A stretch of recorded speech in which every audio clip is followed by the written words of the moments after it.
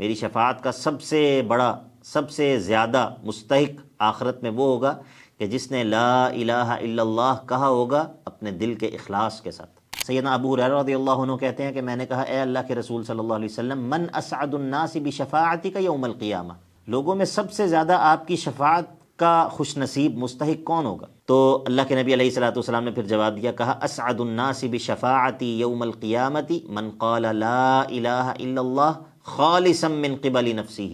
میری شفاعت کا سب سے بڑا، سب سے زیادہ مستحق آخرت میں وہ ہوگا کہ جس نے لا الہ الا اللہ کہا ہوگا اپنے دل کے اخلاص کے ساتھ۔ ٹھیک ہے، یہ شروط لا الہ الا اللہ، لا الہ الا اللہ کی جو شرائط ہیں ان میں سے ایک شرط ہے اخلاص، یعنی کہ اگر ایک انسان لا الہ الا اللہ کی گواہی دیتا ہے لیکن اس کا مقصود جو ہے وہ اللہ تعالیٰ کے علاوہ کچھ اور بھی ہے، تو یہ شخص اس کا لا الہ الا اللہ کہنا یہ اللہ کے ہاں مقبول نہیں ہے، اللہ تعالیٰ کے ہاں اس کی کوئی حیثیت نہیں۔